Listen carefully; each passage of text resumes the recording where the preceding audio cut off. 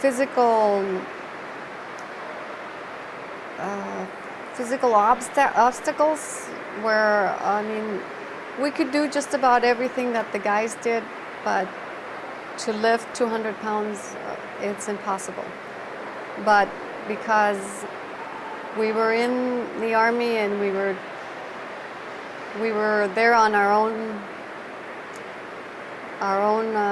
voluntary basis, we had to prove ourselves even more. Like, for example, the equipment that I had to wear as a pole lines person, it was pretty heavy. It was a box, like a toolbox, and in it had my gaffs and wrenches, the belt. So it was, I would say, maybe about 30 pounds of equipment, and that I had to carry around.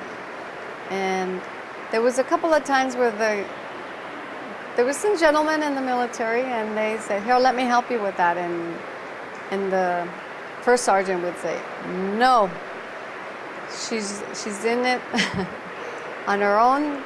She's got to carry her own weapons," and it made us tougher.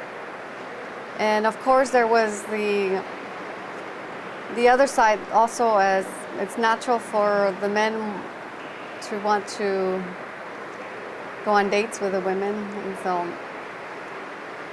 it was tough on that area too, because there was not as many women as there were men, so we were always being asked out, not necessarily harassed, but kind of always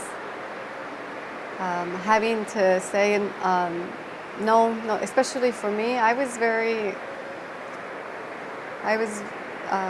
My parents were very strict, so I didn't have a boyfriend during high school. I was not allowed to date, and to be in this world full of, good looking, the opposite sex, and so I was interested, sure, but I was very intimidated.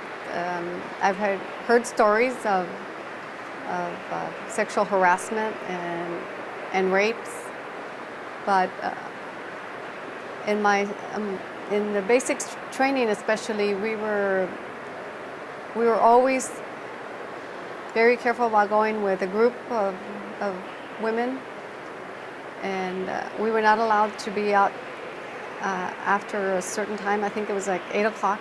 We had to be in our barracks, and then lights out, and we were all accounted for. In my first duty station, it was a little more. There was a little more leeway, so I did date someone, but it was also very tough because you still have others trying to pull you away from him, and it was a continuous battle. We did have, as females, we had our own separate quarters. It was a co-ed barracks. Like on the first and second floor the men were quartered, and the women had the third floor. And they were a little more permissive. They would allow the women to have male friends and visitors up on the third floor, but till about 8 o'clock, then all the guys had to leave and go back into their areas. And we did have a charge of quarters, a CQ person there at the entrance into the third floor, making sure that if you brought a friend, that they stayed in the common area where the television was, and not in the rooms. Even though we were all over 18 and adults, I mean, they still protected us pretty good. The military has always been conscientious of what could happen, and so my experiences when I was there in the late 70s, early 80s were pleasant. There were no rampant abuse of the opposite sex, and my fellow soldiers were gentlemen, and we had an understanding. I mean, they protected us.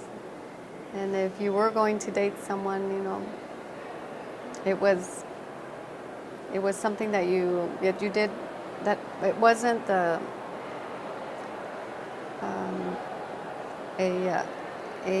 vulgar relationship. It was, you know, we all need company, but it wasn't prohibited. Or it was prohibited to date the officers, though. No fraternization with the officers. Yeah. Could you tell me when you finally left Korea, what that was like and what you did afterwards?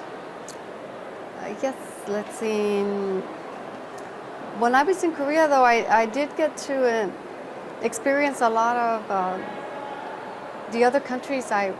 Because we were so close to Hong Kong and the Philippines and Japan, I took some leave and I went to visit the countries on my own with a couple of the other female soldiers. And we would stay at the military bases. For example, in the Philippines, we stayed at Clark Air Force Base, where they had accommodations for visiting soldiers. And I got to see that part of the country that was very exciting, beautiful, incredible. And it is true, when you join the Army, you will see the world. You will travel, you will try it and be all that you can be. That was the motto when I joined. It was be all that you can be. But there was so much more. You could be so much more, not just a soldier. They offered correspondence courses through college courses. So, and naturally, me being a higher education advocate, I was taking correspondence courses while I was overseas and getting college credits from Los Angeles Community College, a local and popular college in California. So I was working already towards my associate's degree while I was in the military. So it came time to leave Korea, and I was looking forward to it because, you know, there's things that you miss from the United States. I mean, it was a great experience.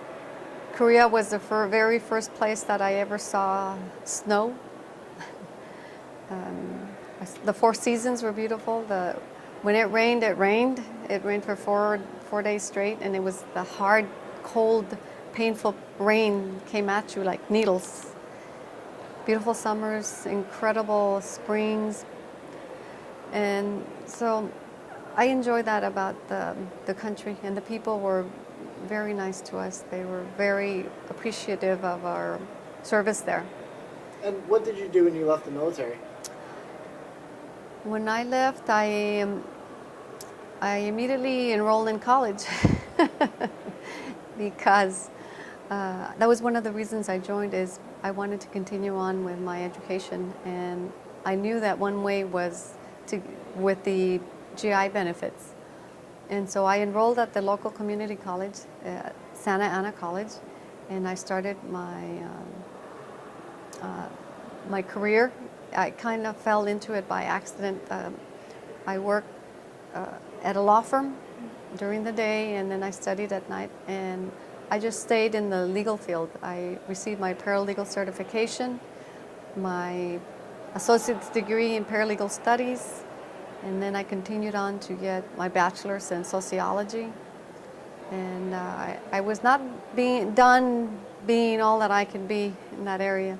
So I enrolled at the university, and I received my master's a couple of years later in public administration. So I worked and I studied, and then I got married, and I had 3 wonderful children. But I continued to participate all along in the military, in events, in speaking to the local high schools, and in motivating and inspiring the young students to stay in school or to join the military. It's a very, very good way of getting an education. And it is true that you travel and you learn, and and you give back to your country, a country that is an incredible place to be. It's one nation, and we are indivisible because as the United States, we are united, we are strong, we are leaders, and we are models for other countries. Not only do we help our own citizens, but we help other countries around the world. And where else can you be, where else are you free to practice your religion? Where else can women vote and learn to drive without being fearful of their life? You know, America is the land of opportunity, and that's why so many of us immigrants come to achieve the American dream. And in my case, I joined the military to give back to this great country of ours, and I do pledge my allegiance to the United States wholeheartedly. Well, it's an absolute honor and a pleasure to talk to you today. I'd like to thank you so much for taking the time, but more importantly, I'd like to thank you very much for your service. You're very welcome. It's an honor.